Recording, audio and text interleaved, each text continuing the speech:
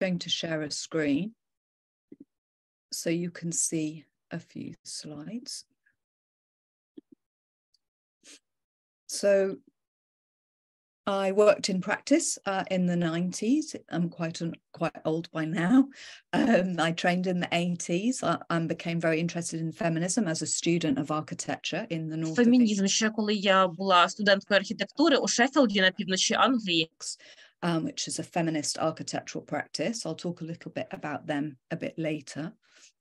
And then I became an academic and decided to do research into feminism in the university. And I've published quite a bit of work around that. One book that I published with my colleagues, Barbara Pennant and Ian Borden, is a kind of introduction to feminism and architecture that was published in the late 90s, but hopefully is still relevant. And then a more detailed, it's a collection of key essays by people already publishing in this area. So it's like an introductory textbook in a way called Gender Space Architecture. Now, I was going to go through some terms with you, but I think in the interest of time and with the translation, I'm going to cut straight to talk about gender and space, because I think that's the most important starting point for thinking about feminist architectural practice. So some of you may be aware of a phrase called the separate spheres.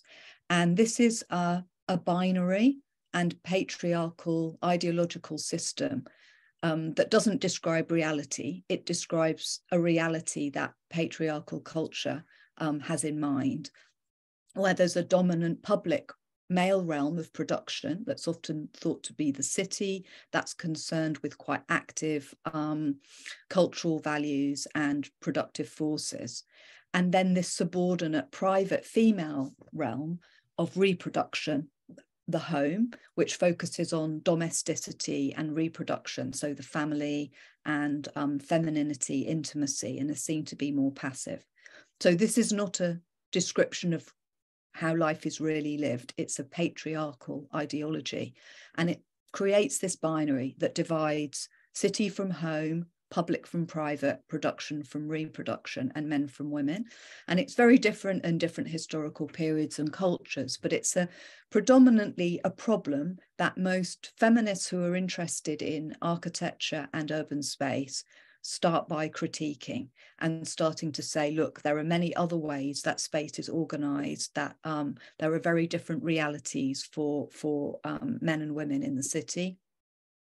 Some feminists in architecture are interested in thinking about the realm of the family as a very productive space, the domestic space, as a productive space for women. This is a very interesting film by the architectural historian Lilian Chi, who's based in Singapore, called 03 Flats. And it's about the lives of 3 women of different generations and different sexual orientations and how they live in architectural space, in domestic space. And I'm very happy to share my paper with you all afterwards if you want the specific references for these projects. There's also some important work that's gone on in the West, looking at the way that women have really enjoyed public life. As a cultural historian called Elizabeth Wilson, who wrote an important book called The Sphinx in the City, about women's experience of the city defined in literature. And more recently, an African-American historian, Sadiya Hartman, who's written an amazing book about the lives of young Black women in Harlem. And she talks about some of the issues. It's sometimes difficult to do research on this because there aren't any archives, but it's still an important way of understanding women's experience historically of public space in the city.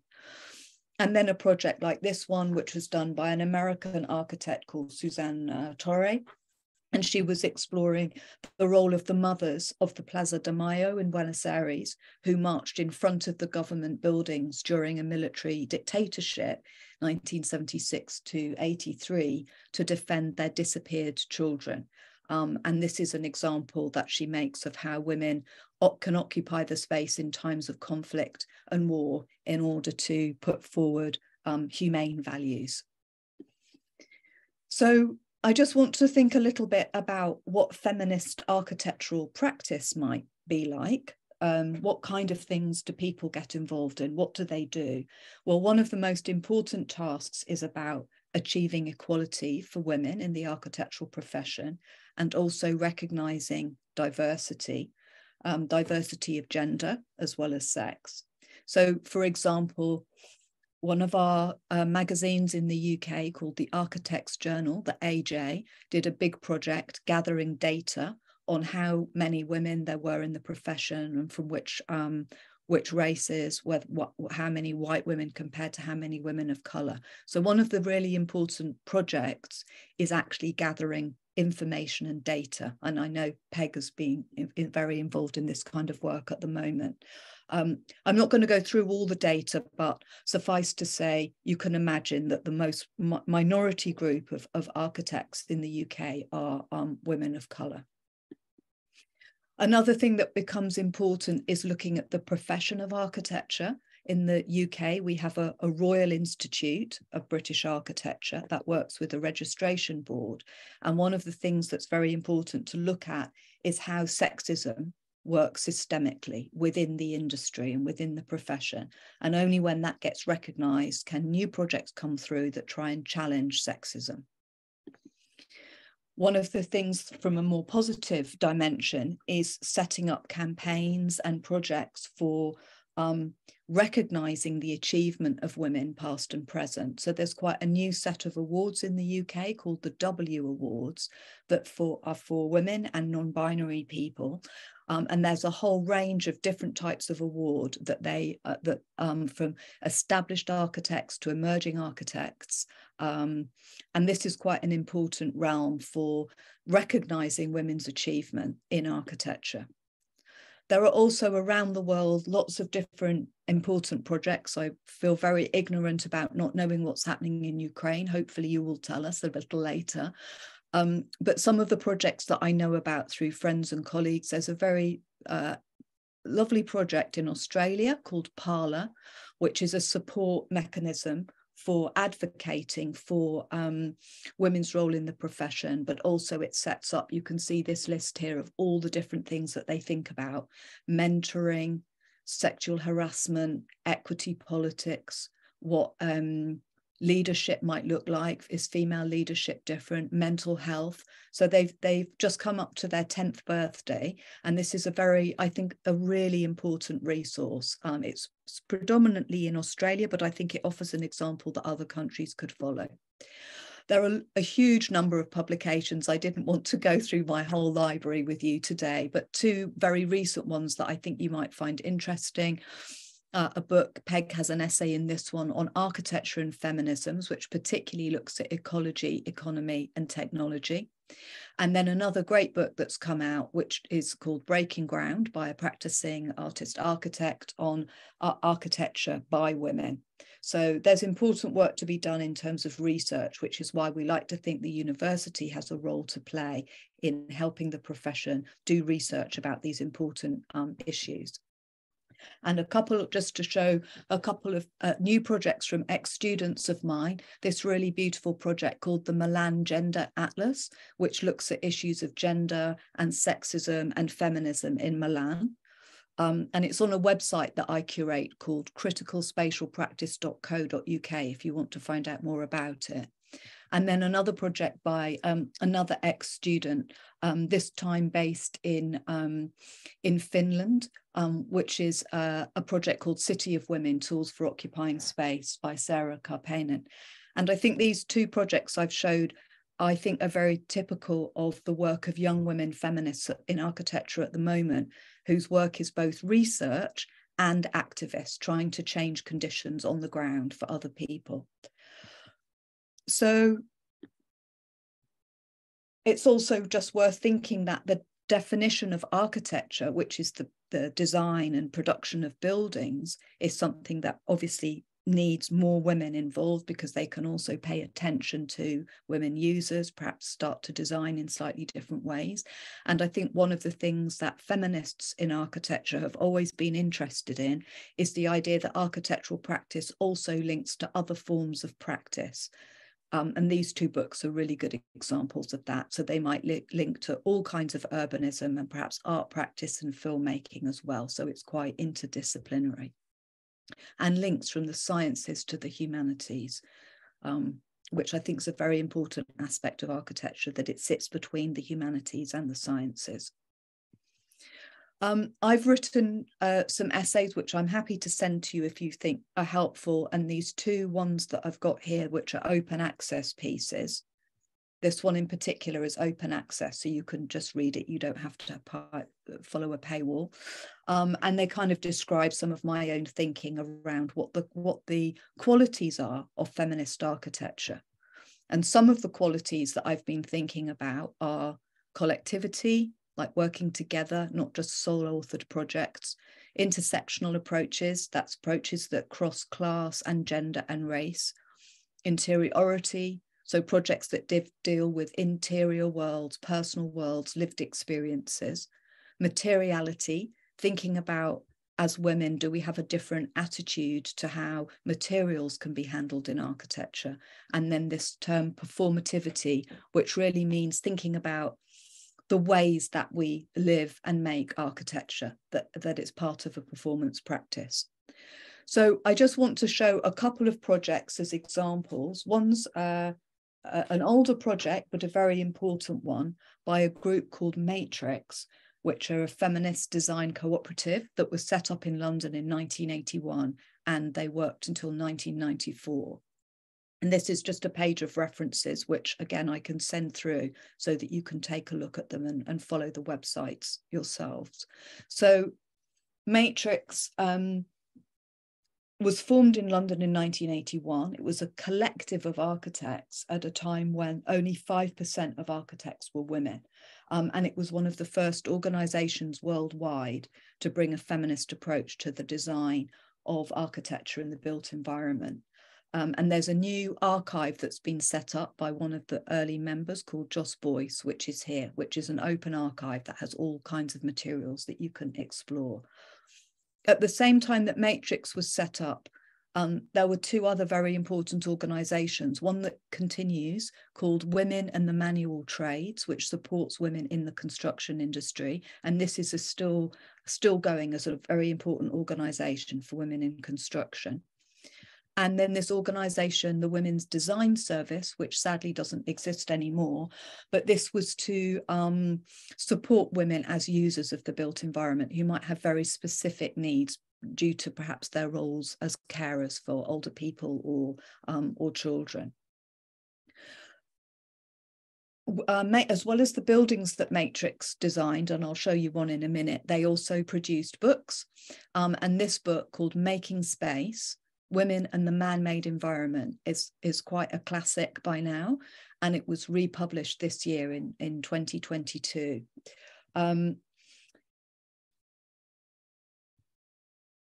of the things there's quite a few things to say about the way that Matrix worked, but probably the most important is that it was a cooperative, so it was not hierarchical, and everyone who worked there was paid the same amount of money. And the practice specialized in collaborative working. So they worked with women users and explained to them very clearly what the design process was like. So they used models and drawings in a way that was very open so that women users could be involved in designing their own buildings and making design decisions. Maybe their most famous building is a building called the Jagannarii Women's Centre in Whitechapel Road. And there are two quite good sources of information if you want to look it up later. One's the Survey of London, and one was the 20th Century Society, who have like a special building of the week, and Jagannarii was one of their buildings of the week. It's an education centre for Asian women in East London, in the Whitechapel area.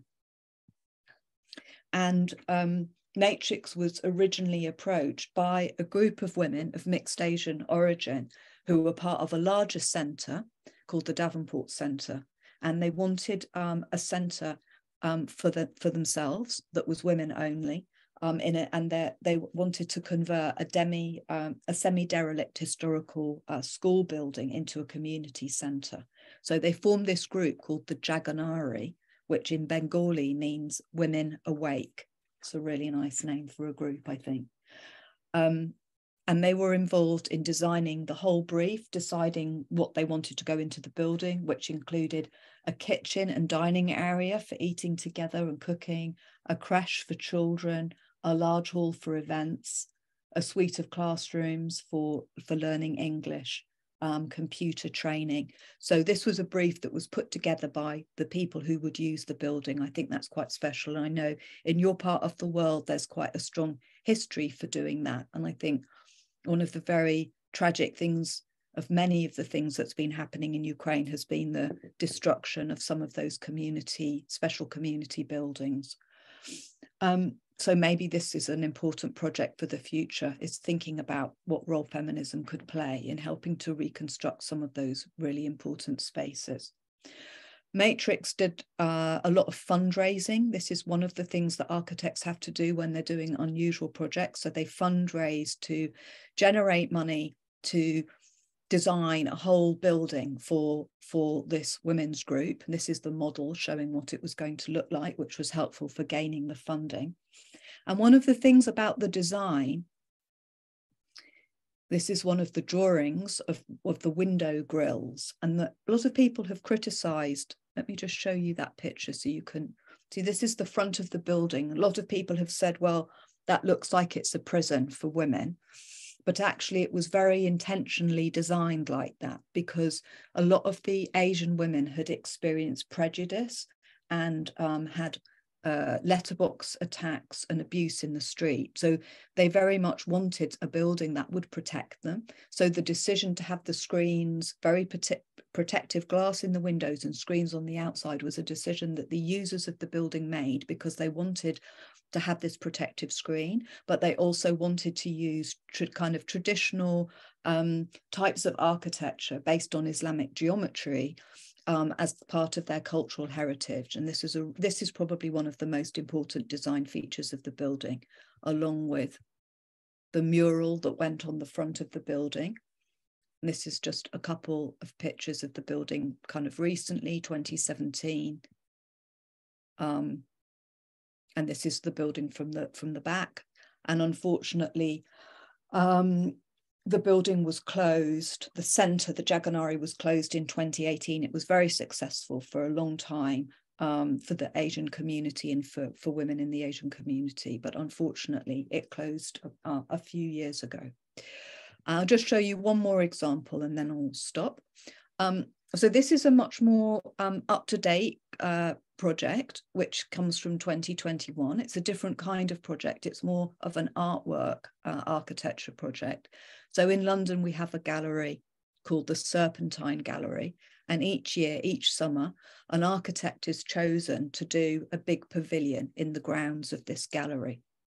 And in 2021, the Johannesburg practice called Counterspace, which is directed by an architect called Sumaya Vali, was chosen to design the pavilion. And you can see information about Counterspace and the Serpentine Galleries there. This is a very nice picture of the pavilion as it looked that summer. I'll just flick through some pictures and then I'll tell you a little bit about what the project was trying to do. Well, maybe I'll leave it there while I talk about it, because I think this is a really nice image of the work. So it's a very interesting project because pavilions are quite often seen as isolated, separate buildings. And what Counterspace and Sumaya Vali wanted to do was to link the building to communities across London. So it's built of reclaimed steel and cork and timber covered with micro cement. And all the different colours, the pink and brown, are drawn from the architecture of London, and they reference different kinds of changes of light condition.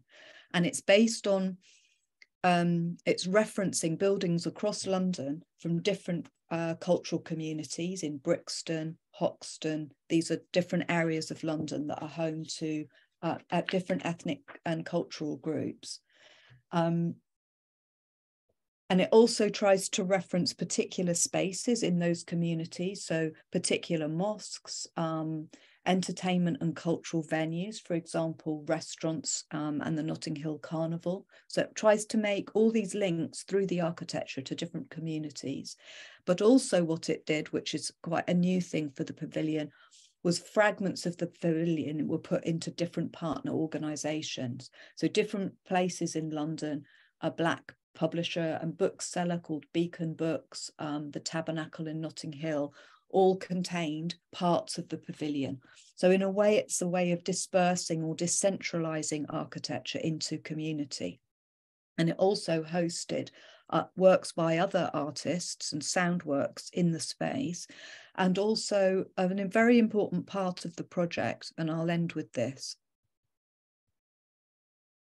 So it has these very beautiful details in it, was something called support structures for support structures. So as well as just having the physical architecture there, it also set up a funded project to help architects and artists who were doing work with communities, particularly people of colour, with a grant and with a fellowship so that they could continue their work. So as well as an architectural structure, they also created a social and institutional structure.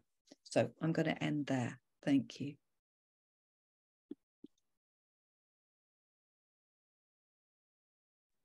Thank you, Jane. And as I understood, Ben, you're the next one, yeah? Who will present? Okay. Exactly, yeah. So I'd like to also say thank you for the honor of the invitation to speak with you. I think STEM is BEM sounds like a wonderful initiative. So I'm really happy that you've come today and that we're able to share some of the work that we do with you. So my name is Ben Kampkін, and I am one of the co-directors of something called UCL Urban Lab, which is a really interdisciplinary network for bringing together scholars and activists and policymakers and others who work on cities and urbanization. And I mainly work on issues around regeneration and urban renewal. And I'm also working in the area of looking at LGBT spaces. So what I want to do really is to talk about a specific project that I've been working on nighttime cities.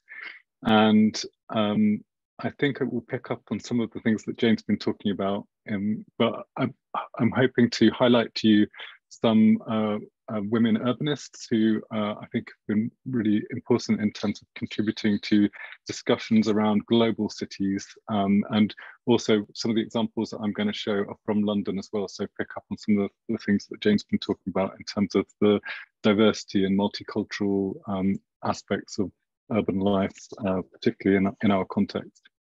So I'm going to just try and share my screen as well. Okay, so probably you can see my first slide and my notes. Now can you see just the first slide? Okay. So the project that I want to talk about is called Night, and it was part of a group of projects funded by the European Commission. What it looked at was the intersection between nighttime cities and migration in 8 different European cities. And the funding was set up to try and improve understandings of public spaces as sites of encounter and exchange. So we picked this up by thinking about nighttime spaces. And we were asking, how are night spaces imagined, created, experienced, and narrated by migrant communities in Europe? So the teams worked in quite different contexts. So I worked in the UK context in London. There were teams in the Netherlands, Ireland, Germany, Denmark, and Portugal. And all of us were collaborating with policymakers as well as creative workers, nighttime workers, community organizations. So we thought about migration in quite a broad way, and all of the different teams understood that in different ways. It wasn't about us identifying any particular group as a migrant group, but it was about thinking about how people use that identification themselves. And in some cases, it was looking at sort of long-term migration diaspora communities, in particular cities who have been in a city for a long time and have built up a lot of different cultural resources. And other times it was thinking about more recent displaced migrants. So for example, we had one group looking at Cape Verdean communities in Rotterdam. We had one group looking at bike couriers in Berlin as part of the kind of smart economy and thinking about platform workers. We had one group looking at migrant youth cultures in Lisbon, and particularly picking up around questions of policing the night. And we had one group looking at African musicians, in and community music making in Ireland, in Galway and Cork. But the group that I was leading, which is this group, is me, Lo Marshall, and Alessio Koulioulis. And we were looking specifically at LGBTQ, so it's lesbian, gay, bisexual, transgender, queer communities in London, which are quite diverse and international. And we were thinking about the spaces that those groups have produced and that they inhabit in different ways. So the whole night project really emerged from a kind of dissatisfaction with the way that night spaces in cities are normally approached through this kind of quite a suspicious kind of way of thinking. So the night is often historically something that's seen to be a threat to public order.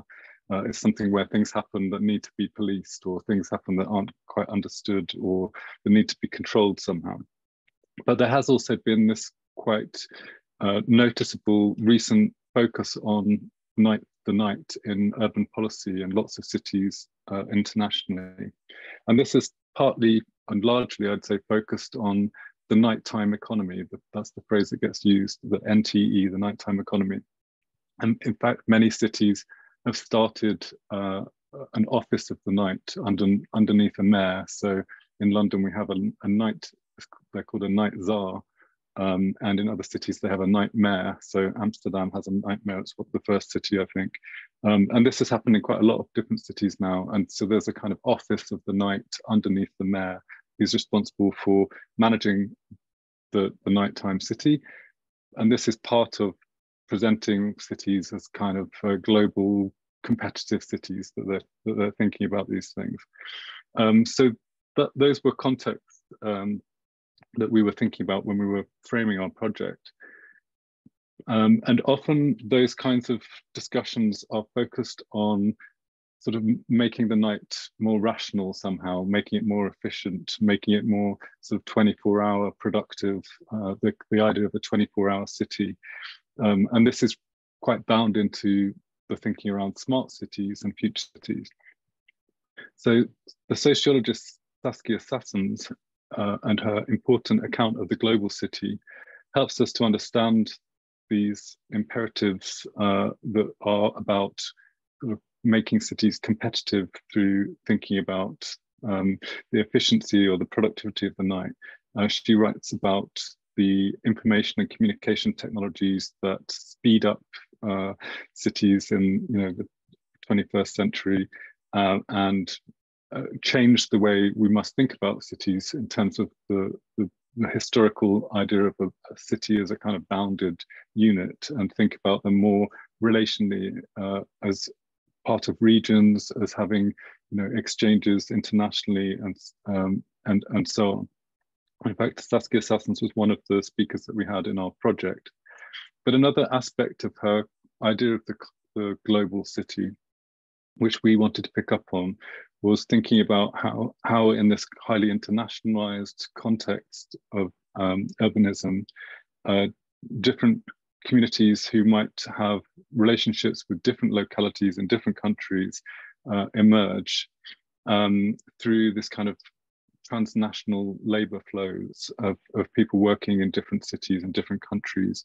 And one of the things she talks about is the possibilities for transnational activisms to emerge in these contexts. So it's kind of shifting away from the technological aspects of the global city to thinking about the more social dimensions and what the potentials of that are in specific places, and thinking about specific kinds of locality and politics. So one of the authors who I've learned so much from thinking about these topics is the feminist geographer Doreen Massey, who wrote this book, Space, Place and Gender. And Massey's work was really important to us when we were thinking about framing this project. And And her work thinking about sort of the mobility of urban space was really important to us, thinking about what night space might be and what we might learn from night space, and thinking about it specifically in relation to the idea of migration, or the processes of migration. And Massey is somebody that is quite critical of the way that traditionally we might have understood the difference between the local and the global. So, for example, the idea that the local is just a product of global forces, and the idea that the local is sort of associated with minorities or communities, or women, or the poor somehow, and it's somehow a victim of global processes. And the global, on the other hand, is somehow a kind of abstract concept that's always produced somewhere else. The idea that the local, is good somehow, and the global is a bad force somehow. So these ideas, she says, we need to kind of rethink these, and we need to understand that the local and the global are more tangled together. And we need to focus on how the global is produced in local contexts. And she says that this will be freeing because it will give us a better understanding of how power works in cities, and also our own abilities, and particularly the ability of minority groups to kind of challenge the more global sort of structural forces that condition cities. So this was at one of the contexts that we were thinking about when we were framing this project.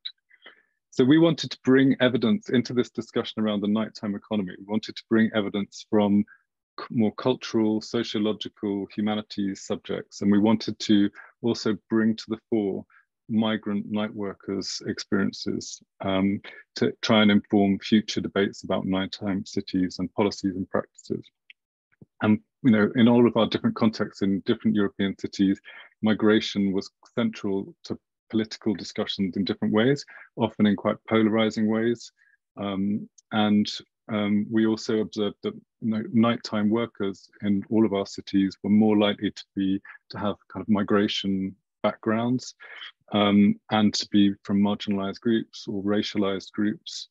And also because we started this project as the pandemic started, so that really brought even into sharper focus the kind of socio-economic and health inequalities that nighttime workers faced, and also the precarity of nighttime work as well. So many of the industries of nighttime work were locked down during that period, and it kind of exposed how the idea of the 24-hour city is kind of underpinned by a lot of labor that's quite precarious labor and quite unhealthy labor. Even just staying up and working at night is bad for your health. So so that was another context. And the quote on the screen is from our night czar, Amy LeMay, who herself is she's from New Jersey, and she's a really important, I think, feminist urban practitioner in the London context, who comes from quite she comes from a kind of performance art background, and she's now sort of moved into this role in City Hall, and she kind of brings that lived experience of being involved in activism and feminist activism and queer activism into thinking about issues around women's safety at night in London, and doing some really interesting work on these topics. And just to point to the publication on the screen, the Urban Pamphleteer, if you go to that website, you'll see a couple of issues that are about the nighttime city, as well as lots of other different open access material on different debates that are happening around cities and urban change. So in our research, we were thinking about the social and cultural value of nighttime venues, and organized around migrant identities and histories in London's LGBT scenes. And we drew, I'm not going to talk about the kind of literature on this topic academically, but we drew on a wide range of literature on sexuality and space from the 1960s to the present. And really that kind of maps to the type of literature that Jane was talking about, but there's a kind of thread of literature that's about LGBT civil rights and space, and it's very much linked to the civil rights movements around those groups. And we mapped, as part of our project, changing approaches to LGBT equality and citizenship in London, in the governance of London. So the way in which LGBT equality is part of the kind of mainstream political discussions in the city. So, for example, the mayor leads the Pride Parade every year, and this is part of the kind of global tourist branding of London. So we looked at those kinds of issues and practices, thinking about how does that come into this idea of London as a global city. And we also undertook case studies of venues, LGBT venues and parties, events, those kinds of social structure that Jane was talking about with the Serpentine project. So we use this term queer infrastructure. We tried to think about how the network of different spaces and resources across the city formed a kind of infrastructure supporting people. So our case studies documented some of the most well-known and significant long-term LGBT venues. And we looked at how the London plan made provisions for this kind of social infrastructure for minority groups through reference to the law on equalities and the protection of particular kinds of minority characteristics in the UK law, which has been very much driven by European directives and European law. So, you know, whenever you do a development, you have to do an equality impact assessment, which considers the impacts on people according to age, disability, gender reassignment, marriage, civil partnership, pregnancy, maternity, race, religion, belief, sex, and sexual orientation. So lots of different protected characteristics. So what we ended up doing was looking at some developments where an equality impact had happened, but nonetheless, lots of different LGBT venues were closed in a process of development. So the one that's mapped on the screen is a big transport infrastructure redevelopment in the centre of London. And so although some of the kind of one of the biggest businesses there was noticed through this equality impact process, lots of smaller organizations that were supporting women, transgender groups, and other more minoritized groups were closed and not even noticed during the equality impact assessment process. So this is part of a bigger picture in London of the displacement of small-scale cultural spaces and the vulnerability of social and cultural infrastructure in a city that's really highly financialized through property, where people are using property to speculate and make money, and often in where, you know, it's very difficult to know who owns buildings or how they're changing hands, and so on. So another of the buildings that we looked at was the Royal Vauxhall Tavern, which is a really well-known, probably the most well-known LGBT space in London, which is a pub, but it's got this very long history of accommodating gender and sexual experimentation since at least the 1940s, since before the decriminalization of homosexuality between men, which was in 1967.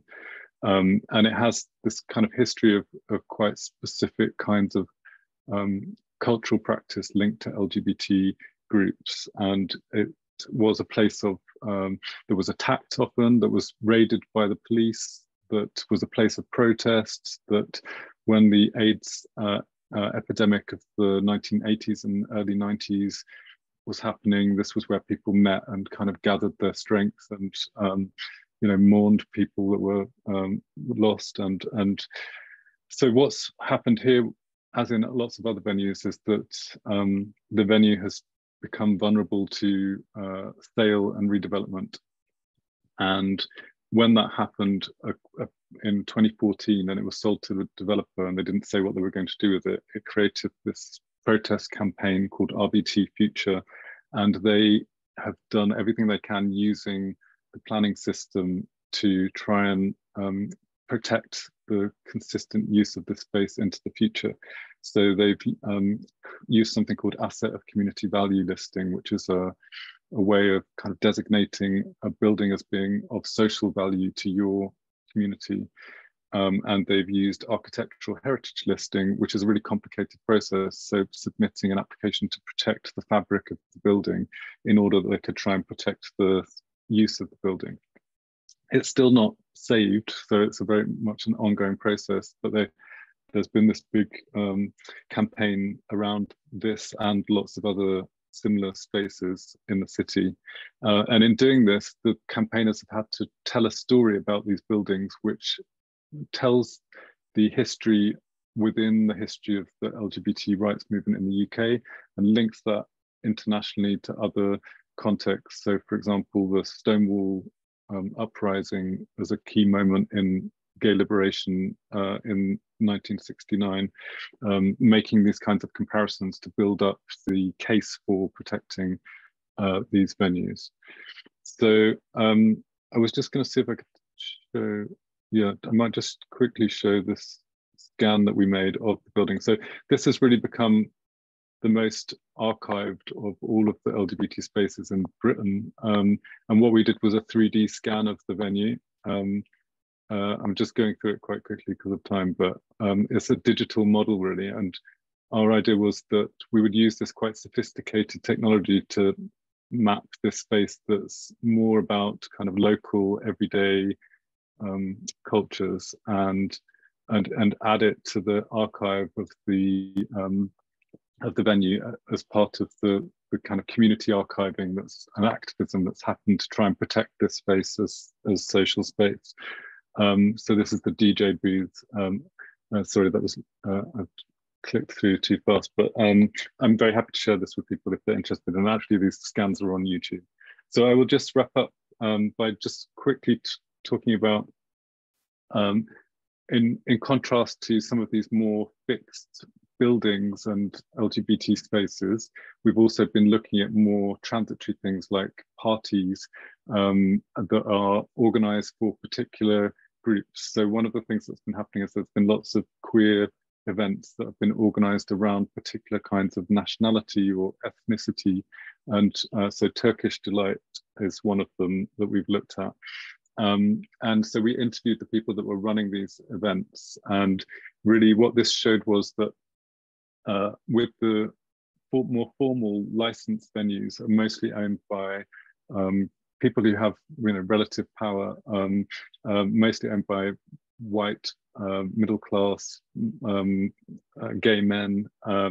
And if you look at the diversity of the LGBT experience or population in London, then lots of people are being excluded from those more formal spaces. So we looked at events like this, which was run by these amazing Turkish artists who had moved from Istanbul in 2015 when politics in Istanbul were becoming more conservative and they felt that they weren't able to undertake their art practice in that context anymore, and where similar things were happening in terms of the queer spaces in Istanbul, that lots of them were closing down, and through redevelopment there was this idea of kind of beautifying the city whilst also eliminating those kinds of more subcultural spaces. So they came here and they started this event series as a way of connecting with other Turkish queer people in London, in East London, in fact, which is, as Jane's already pointed to, this really socially diverse area. So yeah, we looked at what kinds of social value these sorts of events are doing, what they're doing in terms of supporting different minority communities. And I think just to finish then, this is a kind of quite complicated diagram to show you quickly, but again, I can give you the slides, but it's based on the plan of the Royal Vauxhall Tavern, and it's trying to show some of the things that go into and out of making a nighttime space, and some of the things that nighttime spaces do. So if we look beyond the obvious functions that, oh, this is a space where people gather, then there's lots of ways that these are nighttime spaces are helping people to build community and reproduce their cultures and communities and connect with other political contexts and produce art and so on. So that's what we were trying to bring out here. And I think that's what our night project did overall, was trying to to raise the importance of nighttime space for those kinds of reasons, for thinking about people's well-being and thinking about the possibilities for cultural expression and so on. So we wanted policymakers and urban practitioners to think about some of those issues when they're addressing these questions of the sustainability of cities through thinking about the night. So thank you. I will leave it there and hand over to Peg.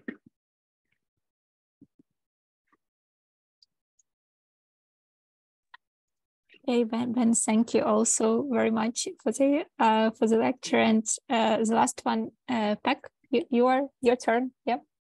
Thanks so much, Irina.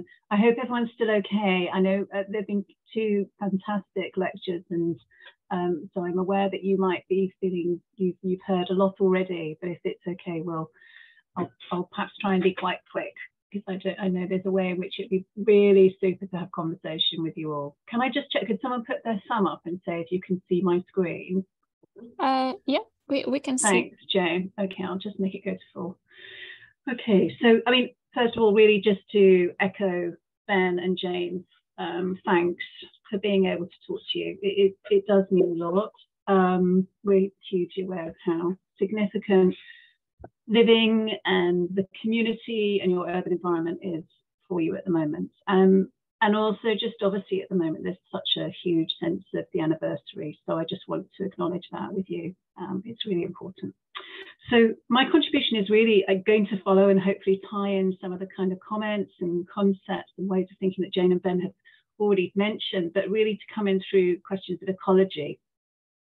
So really looking forward to hearing how you're going to ask us questions and feedback about what we've said and whether these ideas are relevant or if there are kind of concerns that we just, you know, are very much present for you, but we may not have mentioned. So please do tell us. So the way I want to begin is actually this sense of storytelling and of who tells stories and where stories come from.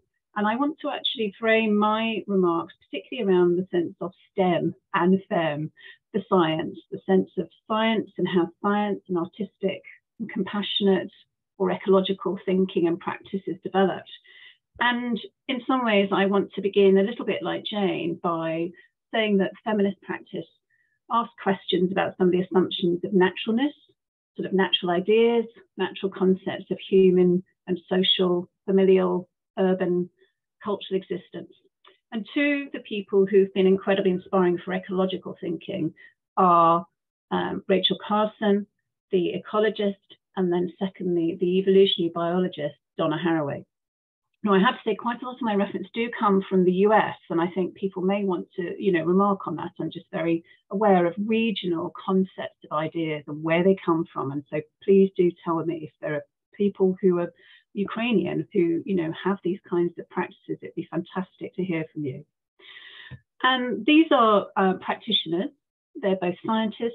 They're women who have drawn attention to strengths, to weaknesses, to the concept of life being relational. And this means concepts of life and ecology, which are both human, but also very, very clearly constructing the concept of the human in relation to non-human life and non-human matter. So they open up questions of scientific natural science, of biology, of micrological understanding, to also sort of the corporeal sense of the living body, the body who is an individual within a society, to also questions of planetary care.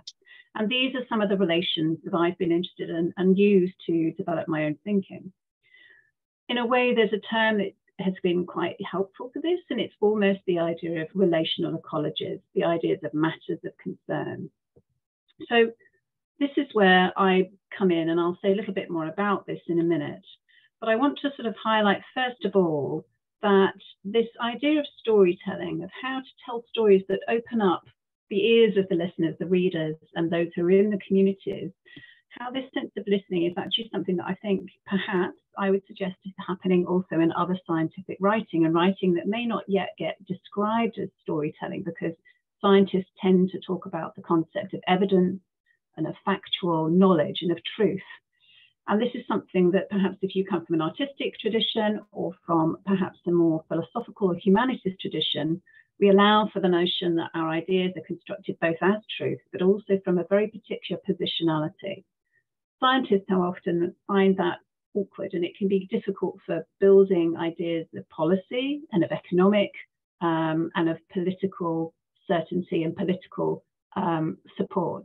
So I want to highlight here that there's a way in which it seems to me that there are experiences we're all going through at the moment where life and thinking and reasoning and talking and notions of science, notions of truth are very much not just disembodied. They're not just intellectual powers. These are powers of thinking and reasoning that are absolutely lived, and they're very embodied. And this is something that I think is hugely important for thinking about how society and culture and the notion of the environment is constructed today.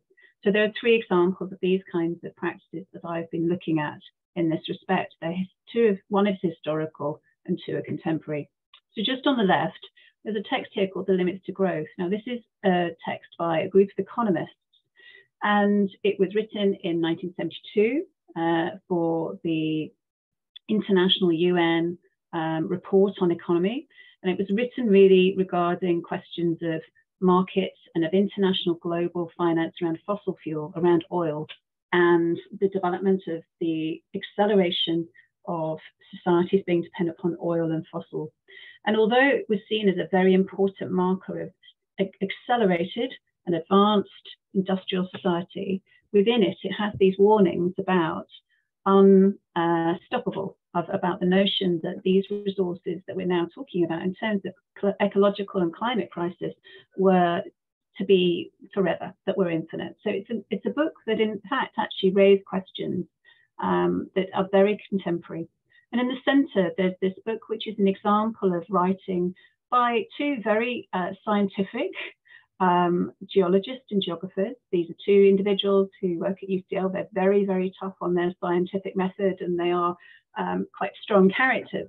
But interestingly, what they've done here in this collaboration is tell a story, a notion of a history of the planet and of the Anthropocene. And this is a kind of understanding of ecology and of relationship between the human and the non-human, the human and the environmental, that you may well have already been talking about and thinking about, and how it constructs cities, how it constructs the home, how it constructs our relationship with our communities, but also the planetary level. So Ben was talking about the idea of global. This is perhaps the term for the kind of global context that the ecology discussions might bring in. And then on the right, we've got a book, which is a text that comes alongside Jane's suggestion of Saadia Hartman. This is a Canadian academic called Catherine McKittrick, who uses science in order to show what's been missed out and who are the communities who have been left out, particularly those communities of colour. And she tells stories of science in a way that goes against the grain. She tells stories about science in order to show qualities of empowerment to communities who've not yet been seen as being members of scientific histories, of official canonical or intellectual ideas of reasoning, which tend really to be historically considered as being belonging to men who are heterosexual and in positions of power. So I'm going to just go to the next slide. This brings me to an individual, an artist whose work I've studied considerably. And this is the work of Agnes Dennis. And Agnes Dennis I've placed here for you today, partly because she is someone who I've worked on considerably, but also because of her heritage and her regional training and of her contribution as now a historical figure.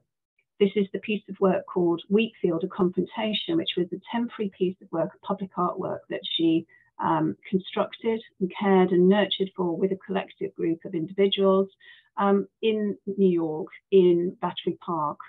And during a 3-month period under the Twin Towers, which you can see just to the top left of the image, she cleared this landfill site, a site of rubbish and of discarded matter, and planted this wheat field. And I place this here because at this time, she was talking about these conversations of global, international relationship between economics and finance and agriculture and food production. And these are obviously conversations that are hugely, hugely pertinent today. But what I also want to highlight is that she's someone who trained as an architect in the fantastic scientific and engineering methodology. And at the end, I'm going to show you a slide of one of her projections, a piece of work that she made in the 1970s, which shows really her quality of drawing. This is someone who was taught in a very sort of strong tradition of science, technology, and engineering and geometrics, but actually used these techniques, these scientific skills, to alter her, to produce alterity, to produce rather nuanced and still very, very powerful images of women's contribution to architecture and urbanism and critical activist practice in a way that I think is still very valuable for those of us today. And again, please, tell me your thoughts if you feel this is not appropriate. It'd be absolutely right for you to tell me that. So just to highlight the way in which Dennis's work is has stayed with us, and this story, these qualities of the experiences of women and of how women inserted and produced different kind of ways of thinking about urbanism through technological thinking, through techne, through poetic, as well as scientific reasoning, is something that I have written about and is here represented in this book cover, which is an edited volume that is with many other colleagues, including colleagues who come from philosophy, from law, from architecture. And in this spirit, I want to sort of highlight that this is a book that really hopes to contribute to this idea of collaboration. The other point about ecological thinking is that this is not work that can be done by one individual. These are very clearly projects that require a social sense of responsibility and of care. And I want to highlight that this notion of care and of stewardship is something, again, that I think this image of Agnes Dennis has a lot of resonance with for the way in which we might be thinking. Jane talked about care in terms of the family and in terms of social relations. And this is really where quite a lot of practitioners, again, you may well be talking about this yourselves, are taking this into the urban sphere through different kind of scales of attention and of responsibility. So I'm now going to turn to a slightly different sort of quality of ecological thinking, which is about the role of ecologies of home and of the sense of moving from precarious to security of well-being. On the screen in front of you, there are two images of this, and they're both historical. The first on the left is a banner, which is of Letchworth Garden City inauguration. This is one of the garden cities. You may well be discussing and have Garden City conversations already in your project. The Garden City project was developed through, in a way, a combination, particularly of a planner, someone who was actually a parliamentary kind of reporter, a political reformist called Ebenezer Howard. I'm sure many of you know the diagram. And this principle of the Garden City from the turn of the century, 19th, 20th century. But he also worked with two architects, one called Raymond Unwin and Barry Parker. And they produced these very modest, really, but very well-developed senses of how to produce homes for people to live in, which were both affordable, had principles of security, had a notion of nature, so that the garden, the sense of an environment in which these communities could live in a manner that was about producing trust could take place. And these were also brought about by the idea of a trust, an economic trust, where the finance that was collected could be used and put back into the community. So the sense of trust was something that was economic, but also social, and also, I would say, very firmly architectural. The other reason to have the banner here is also this point about solidarity and conversations about banners, which have been taking place in the UK. And again, I think refer back to both Jane and Ben's discussions of representations of solidarity. This is something where the visibility of walking with colleagues, walking with your community, with textiles, with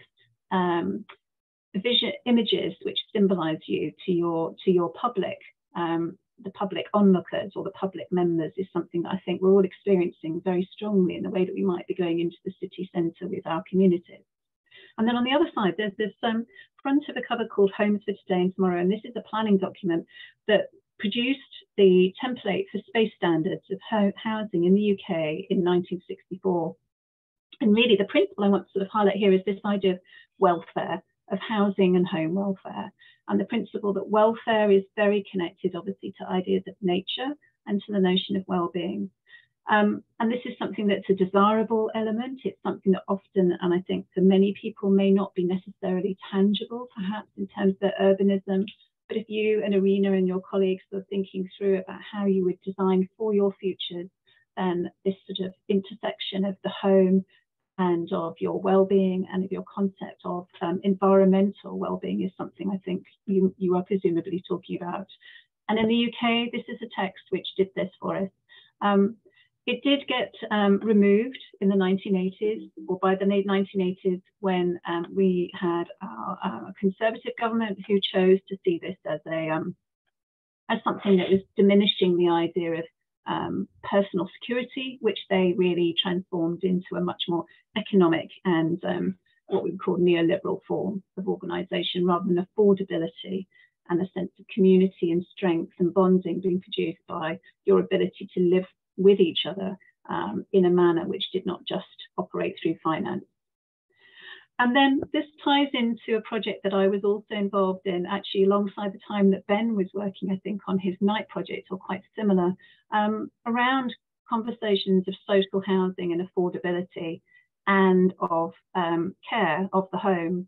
And this was with a philosopher, and it produced a film, and this is the sort of cover of the DVD, which shows examples of housing that came both from the UK but also from the Netherlands. It was a study that looked both historically at different kinds of affordable social housing and of the way in which these were both historical, were developed and emerged and were considered to be part of the social housing fabric in the 17th century, particularly in the Dutch Republic, but are also incredibly important concepts of housing welfare and of housing ecologies in the UK post-war, and also really for today. So here are some examples which are a range of historical periods and of styles.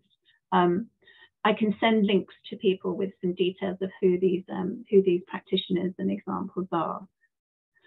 And then really, I wanted to highlight this also as a conversation that links again to some of the points that Jane and Ben were making about senses of community and where these kinds of qualities of living, really sort of inspiring, but also very livable spaces where people actually do live, rather than the architect imagining spaces which are not necessarily for communities who already exist there.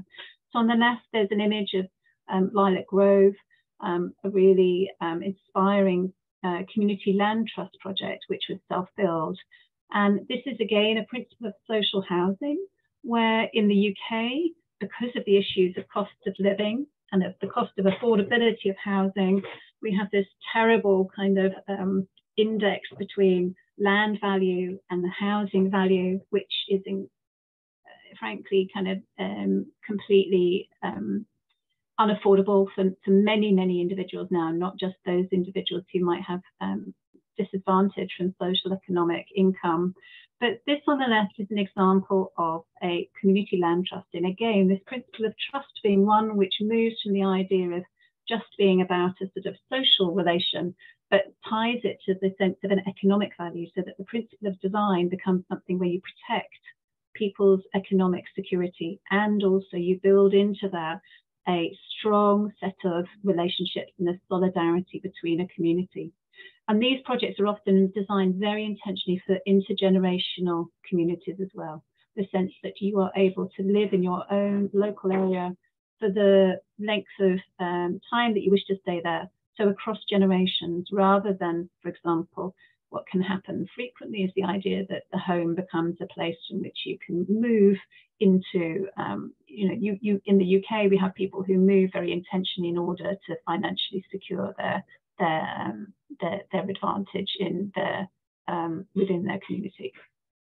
And then on the right, there's a project which is by a very inspiring architect called Doina Petrescu, again a Romanian heritage architect, who is also located between Paris and London. And this is an example of a large project that she developed out of many years of smaller, very, very modest projects with communities around gardening and market gardens.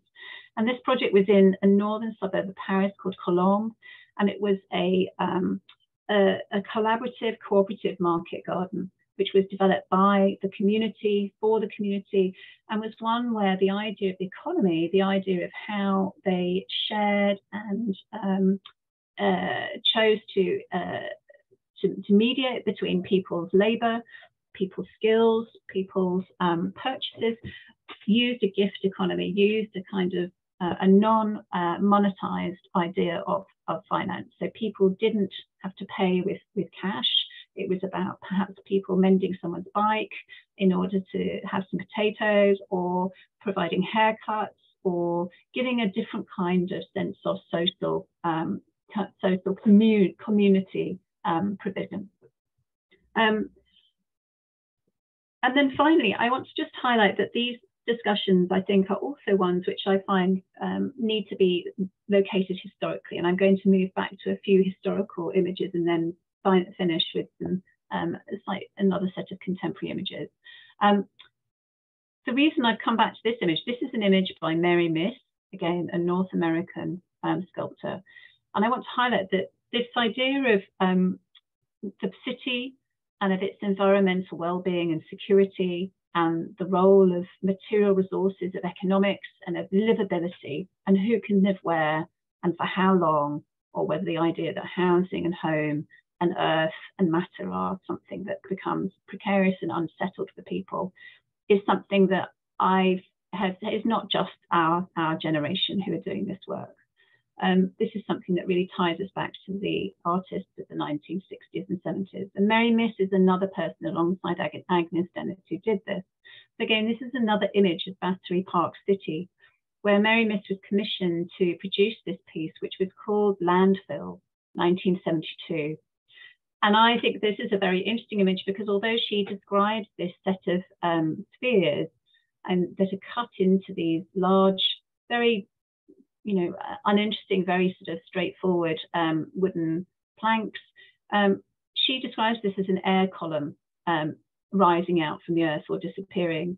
But I find this very interesting because today, if we look at a sphere in this way, with the earth within it framed in this manner, we would think of it perhaps in a much more planetary level. We wouldn't necessarily think of it as just being on the ground. So there's something about how you can read images, perhaps both scientifically, because we could talk about this very much through its economy, through its sort of factual history, but perhaps one of the things about the way in which we think about our relationship to the earth today is that it might bring a potential for an imaginary kind of sense of responsibility or ethical commentary. And I want to talk about another individual who was making work at this time as well. And this is a painting by a Guyanan artist who is British-based and has spent most of his life here, but was born in Guyana. And this is the artist Frank Bowling. Frank Bowling is a really important person of colour who has been retrieved by the British art world for his map paintings and for his paintings of experiences of living in Guyana as a Caribbean, and then being an individual who moved to the UK as part of the Black diaspora of the Windrush community. And I want to sort of really just highlight that whilst Frank Bowling isn't a feminist, he's someone who of that generation is interesting for portraying not just the kinds of qualities of the civil rights or of the Black lived experience of the 1960s, but being ignored by much of the white community at that time.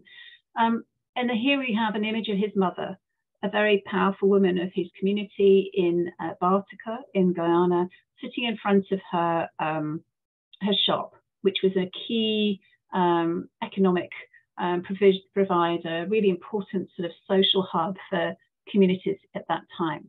But I put it here because he also produced at this time paintings called map paintings.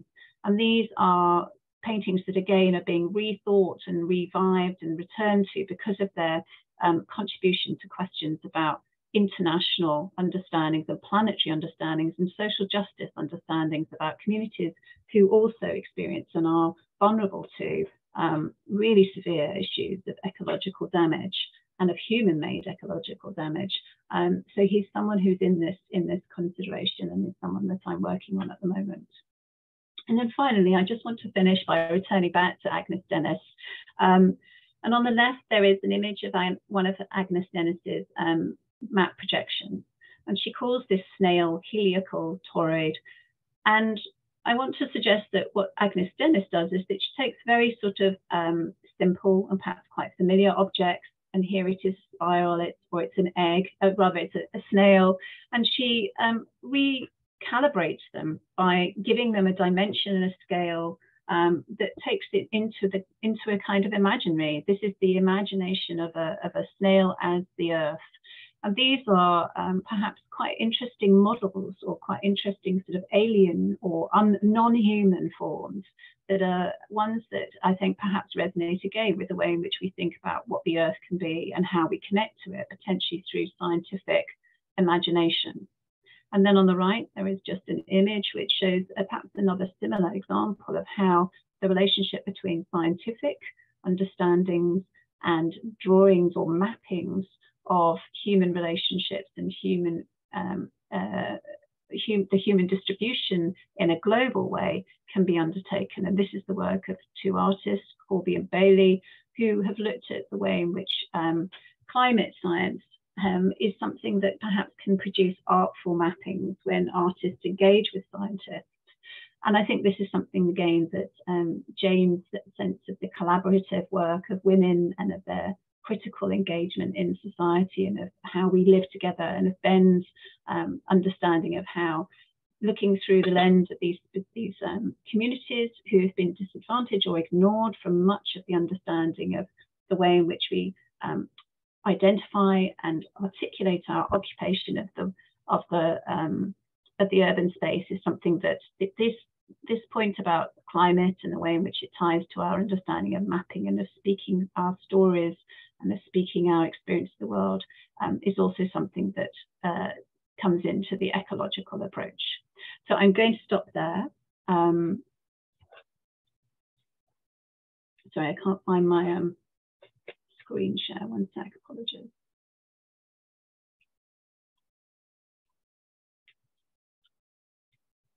Okay, Irina, back to you. Yeah, great. Thanks a lot. Again, I think that we can dedicate 10 minutes for the question and answering. So,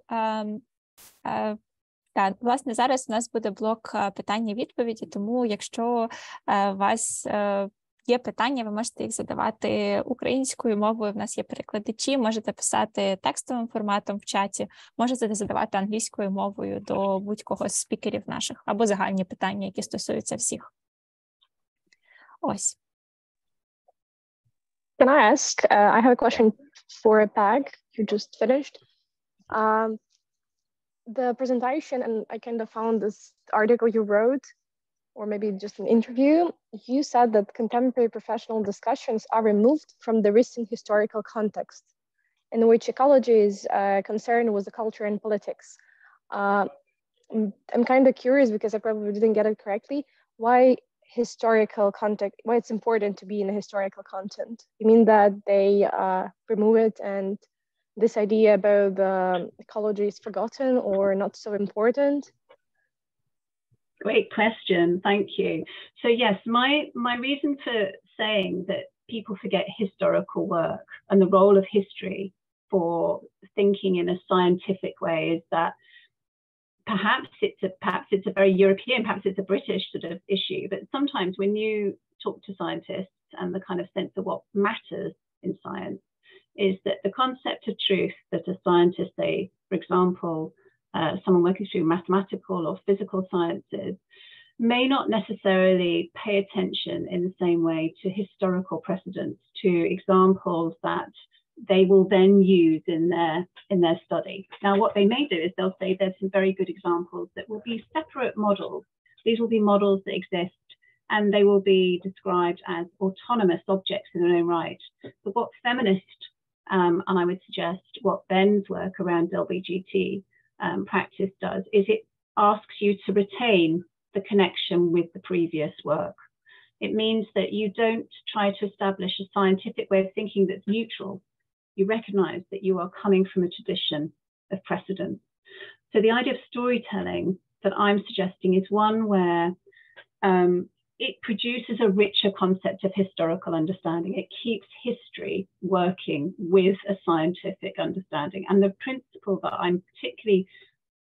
I choose to challenge, but again, in a very similar way to Jane's points at the beginning about patriarchal thinking, is that science often is not very, it tends to see intellectual reasoning as disembodied. It means that the concept of your own corporeal lived experience cannot be seen as science.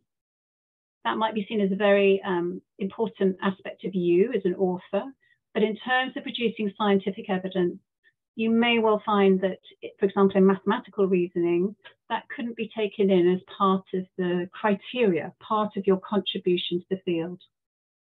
Does that help?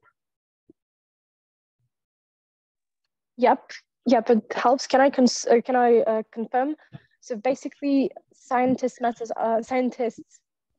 disciplines are not considering history as much as it's supposed to be, or maybe. Okay, got it. Thank you.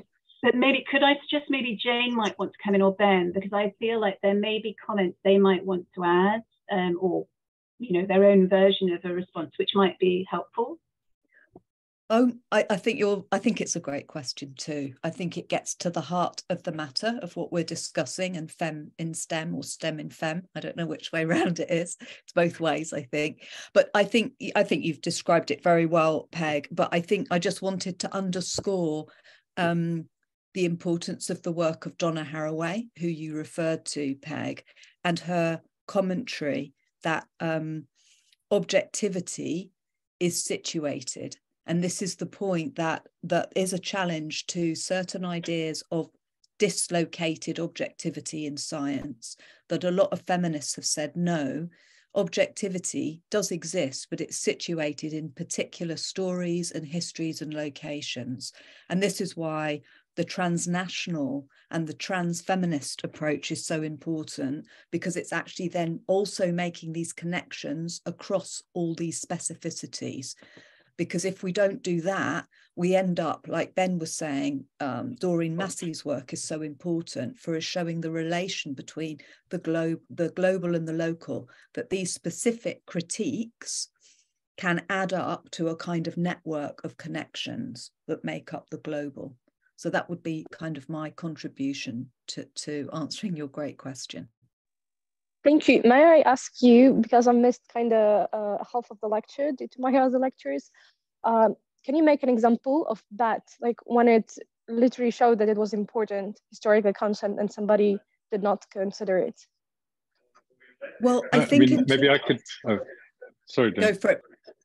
No, I was just going to say my example would be in urban planning, because urban planning is a very technocratic discipline, and it only really considers a very small range of evidence. So when there's a conflict over whether a particular urban development should take place, and there's a kind of battle between the existing users who might be being pushed out somehow and a kind of landowner or developer, it often comes down to this kind of battle over different types of evidence, and the types of evidence that are about people's lived experience are less taken notice of. They're less central.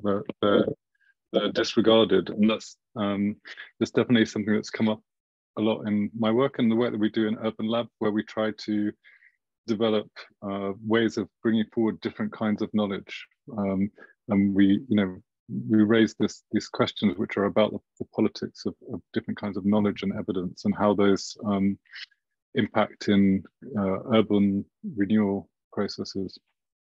So yeah, it's not a very specific example, but the example I would give would be in urban planning.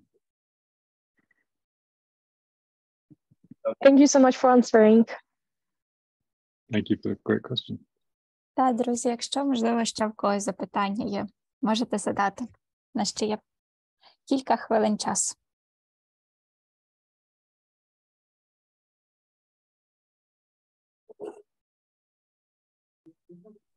May I ask one more question if nobody's Natalie, asking? you can, yeah, for sure. Okay, it's kind of about the historical contents of Netherlands. I'm not sure that it's probably a question to the band because it's urbanistic stuff. When they tried to change or Denmark, for instance, when they make human scale cities, and comparing to the USA when they are used to make during the during modernism car scale cities, how can be it transferred? Like, how can you go from car cities to human scale? I'm not sure that I formed the question correctly. Just if you don't understand, I can say it in another way. No, it's another great question. I mean, Peg might have some comments on this in terms of the housing that she's been looking at around questions of livability. Yeah, Prakash, you want to go first, Peg? So I'll try first. Yeah. They're really good question. So I think from my perspective, I would say that the Dutch system, until say 10 years ago, had a very, very strong social science approach to design. And that means that the urban design was not just about the priority of aesthetic or of economies that were beneficial in a kind of political way. There was a lot of very close policy work that tied design. Design was seen as social. Now, this is one of the things about housing in the Dutch 20th century, that they had some fantastic principles of housing, of equity, and where the idea of urban design was not just seen as a kind of aesthetic science or as a way in which designing that removed the social value from the design judgment and the decision making. In the UK, we have some quite problematic sort of relationships between governance, aesthetics, and society and economics. I mean, at the moment, they're really problematic. Jane and Ben might add to this. But there's a way in which the Dutch system, I think, was very successful moving from into a sort of this walkable, livable urbanism, because they had some very strong mechanisms of sociological value that were kept in the principle of design. It has changed more recently. If you talk to some current architects in Netherlands about housing, they're very, very depressed. The housing kind of principle of livability has stopped. It's moved much more into a similar UK idea of financial benefit and financial inequality. So I'll add that, and Ben, do add your thoughts. I mean, I would just say that in my project, the team that have been looking at Amsterdam and Rotterdam have been looking more at residents in those cities who have been excluded from mainstream welfare provision, because, you know, those are also cities with imperial legacies and that continue to play out in terms of inequality today. And the team that was looking at those cities was looking at how marginalized Cape Verdean people that had come as workers in relation to the docks in Rotterdam had, you know, managed to build up social capital despite, you know, being excluded from more mainstream welfare provision. Can I just wanted to add to the answer, which is, for me, it's thinking about it from a design perspective. It's a question of, I think, of whose lived experience is valued and how that lived experience gets translated into design methods, either at the level of the detail or the level of the urban. And a feminist practice, which we've not mentioned today, but I'm just going to put in the chat because I think they're very important, is called MUF, Architecture Art. And one of the things that MUF has talked about a lot is the importance of scale, working from the micro scale of the everyday detail to the macro urban scale. And I think this is a challenge that feminists often take up about how we make humane types of design process. So I think that's just something to think about. I don't know where your futures are going to take you in terms of careers and whether you decide to go into design or research or planning. But I think and how you're going to approach it as women, whether you will be taking a feminist approach. But I think thinking about how design takes place and how it values lived experience is probably one of the most important kind of messages, perhaps, from the talks this evening. Yeah.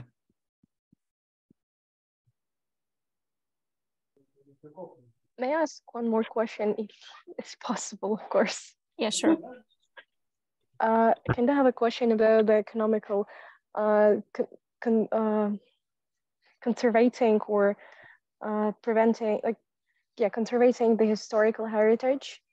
Is it economically great or not? Like, we consider it's important, but how it influences economic? Is it like okay or not? Like, what should we consider when we are doing something like this? Preserving, really? Sorry. Yeah, it's a super question. Ben, do you want to go first? Sure. I mean, I work on this from a very particular angle, so other people would probably answer differently. But I would say, like, you could look at things like the UNESCO, kind of the sort of international policy frameworks for thinking about heritage and conservation, which are, on the one hand, they are framed around sort of these ideas of livability, and they have quite a sophisticated concept of what they call tangible and intangible heritage. And yeah. I think that's useful, but they are also often quite orthodox in terms of the economic kind of framing. And yeah, there's definitely a very direct way that heritage is seen as part of the sort of a possible set of tools to increase economic productivity or those kinds of things. So yeah, I mean, I think speaking about this from our context, I think in each place there's a very specific kind of way of thinking about issues of heritage and conservation. And in the UK context, there's been quite a sort of, it's come from quite a conservative, like the physical conservation movement can be quite conservative politically. And that's, for me, that's what's been interesting in working with these groups of activists who are quite radical, and they're kind of appropriating tools which are actually, you know, more designed for more mainstream practices of conservation, and they're using them in quite interesting and different ways to try and protect things that are otherwise overlooked. And they don't necessarily share those same neoliberal, as Peg said, economic values, but they're still using those tools, and they're developing their own. They're using those tools to try and protect heritage, as well as trying to work collectively to, you know, do community purchase of buildings and land, and, you know, and develop different economies. I mean, the other one, just to add, the heritage industry has really grown. I mean, you're probably really aware of that. It may be one of the fields you particularly think of, but there's this group of colleagues who are a sister department to us called the DPU. Jane mentioned Alessio. Oh no, Ben, sorry, Alessio is with you. But they're really interesting because they have this principle of development planning, which is humanitarian advocacy and activism. And so their heritage work will always be really related to the communities on the ground, not just to architects or urbanists. But again, it's a really good question, because heritage studies will range from very big infrastructural, urban kind of protection, and very connected to UN principles. There's another colleague called Edward Dennison who's working a lot on heritage in the sub-Saharan African communities. That, I think, often does also look at the idea of heritage of modernity, of 20th century architectural achievements. But it is also one that I would share with Ben's point about heritage is a discipline that also is very important, not just as these very large, grand, quite sort of heroic projects.